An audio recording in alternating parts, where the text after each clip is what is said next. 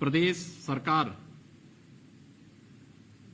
आदरणीय प्रधानमंत्री जी के मार्गदर्शन में पिछले 1 वर्ष से कोरोना के खिलाफ इस लड़ाई को पूरी मजबूती से लड़ रहा है। ये वैश्विक महामारी है। आपके सामने दुनिया के अंदर क्या चल रहा है, देश के अंदर क्या चल रहा है, अलग अलग राज्यों में क्या चल रहा है, प्रदेश में क्या चल रहा है, इसका एक प्रस्तुतिकरण अपर मुख्य सचिव स्वास्थ्य ने आप सबके सम्मुख रखा भी। देखिए, जितनी आपने देखा होगा कि इसमें सबसे अच्छा उदाहरण अगर उत्तर प्रदेश करने में सफल रहा है तो इसके पीछे कारण रहा है कि उत्तर प्रदेश में आदरणीय राज्यपाल महोदय का मार्गदर्शन समय समय पे प्राप्त होता रहा है। आदरणीय प्रधानमंत्री जी का मार्गदर्शन हम लोग लेते रहे हैं।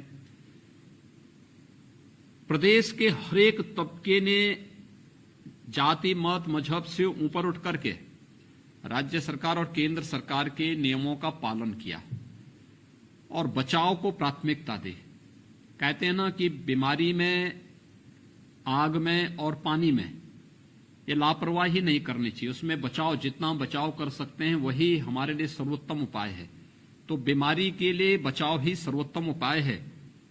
यह कोरोना के मामले में तो अक्सर सही बैठता है। मेरा ये मानना है मानवता को बचाने का सबसे बड़ा जद्दोजहद है।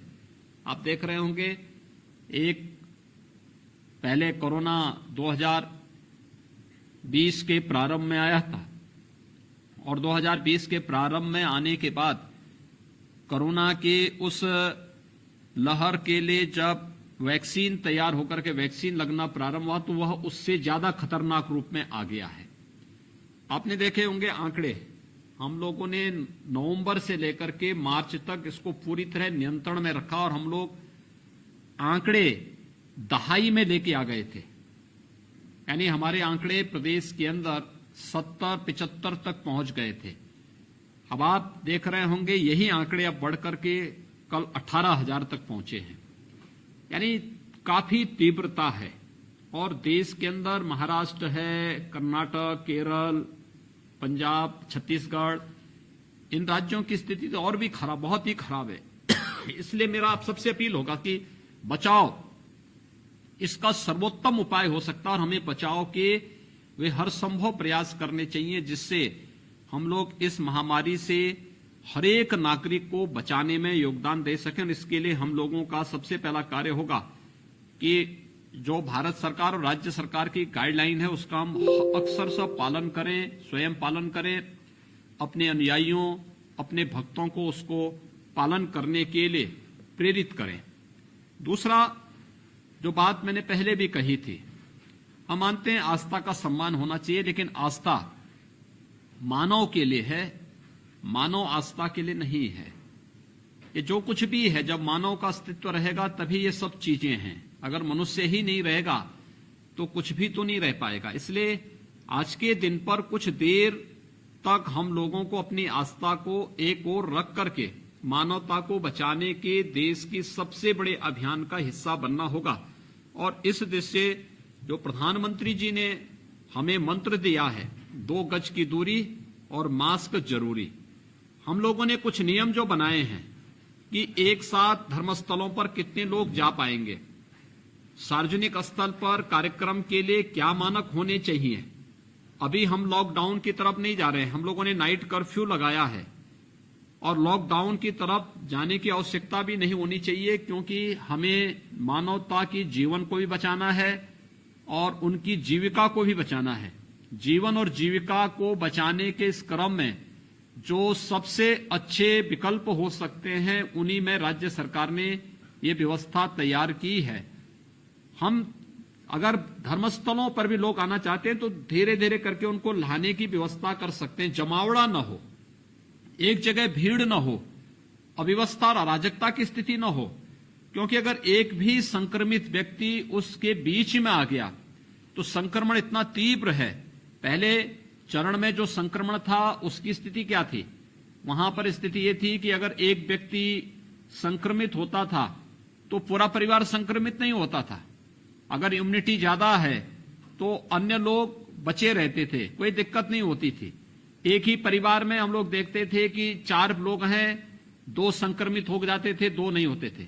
इस बार तो अगर परिवार का कोई एक मेंबर संक्रमित हो गया तो पूरा परिवार तत्काल इसके साथ संक्रमित हो जा रहा है। एक खतरनाक ट्रेंड चल रहा है और पता नहीं लग रहा है इस दौरान मृत्यु दर भी पहले लहर से ज्यादा है।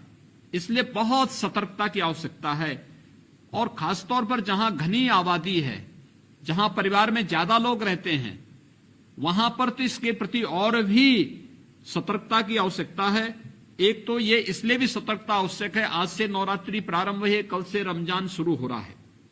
मेरी आप सभी धर्म गुरुओं से अपील होगी कि जैसे पिछली बार आप लोगों ने अपील जारी की थी, कुछ सुझाव हमारे पास आए हैं, हम लोग यहां पे प्रशासनिक टीम के साथ बैठेंगे और इन सब पर विचार भी करेंगे। लेकिन मेरा आप सबसे अपील होगा कि तत्काल पहले हमारी ओर से प्रयास होना चाहिए कि हम लोग सभी जनता से, जनार्दन से, धर्म जो जितने भी आप लोगों के अनुयायी हैं, श्रद्धालु जन हैं, उन सब से अपील होनी चाहिए कि प्रदेश सरकार या भारत सरकार की जो भी गाइडलाइन है उसका पालन हर हाल में हो। ये हम लोग इसको एक तो देखने की व्यवस्था करें। दूसरा, अफवाह पर ध्यान न दें। देखिए, राज्य सरकार ने और केंद्र सरकार ने हर संभव प्रयास किए हैं। आप याद करिए, जब कोरोना का पहला केस आया था मार्च 2020 में, हमारे पास उस समय प्रदेश में केवल यानी एक भी टेस्ट करने की क्षमता नहीं थी। हमने कल 2,18,000 टेस्ट कल हम लोगों ने प्रदेश के अंदर किए हैं। लगातार उसकी संख्या हम बढ़ा रहे हैं।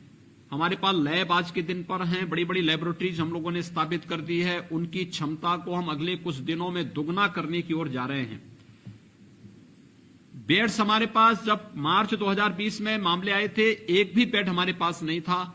इस समय हमारे पास पर्याप्त बेड्स हैं, लेकिन संक्रमण जितना तीव्र है उसके क्रम में सरकार ये सभी प्रयास करे, क्योंकि बेड अकेले बेड नहीं बढ़ाना है, उसमें ऑक्सीजन की आपूर्ति भी कर रही है। ऑक्सीजन की सप्लाई के लिए उस प्रकार के इक्विपमेंट भी लगाने, एक दिन में नहीं लग जाएंगे। वेंटिलेटर लाना है तो वेंटिलेटर लाना ही नहीं है, वेंटिलेटर एचएफएनसी के लिए उस प्रकार का ट्रेन मैन पावर भी होना चाहिए। हम उसकी ट्रेनिंग के कार्यक्रम हमारे चल रहे हैं, लोगों को उस प्रकार की भर्ती भी हम कर रहे हैं। कुछ समय लग सकता है। एम्बुलेंसेज ही आप आश्चर्य करेंगे, 4,000 से अधिक एम्बुलेंसेज हम लोगों ने राज्य में इसके लिए लगाई हुई हैं, जो केवल कोविड के पेशेंट को लाने ले जाने में ही योगदान दे रही है। लेकिन हो सकता है कहीं पर कोई समस्या हो सकती हो और उसी को लेकर के मीडिया एक अफवाह फैलाने का प्रयास करे, तो किसी भी अफवाह में आए बगैर हम लोगों को राज्य की व्यवस्था के साथ जुड़ करके इन पूरे में अपना योगदान दे। अगर हम लोग देंगे, आप लोग देंगे, तो मैं फिर कह सकता हूं कि जैसा बेहतर प्रबंधन आदरणीय राज्यपाल महोदय के मार्गदर्शन में हम लोगों ने प्रदेश के अंदर पिछली बार प्रस्तुत किया था, राज्य सरकार उसको फिर से प्रस्तुत करने और उसको आगे बढ़ाने में सफल होगी।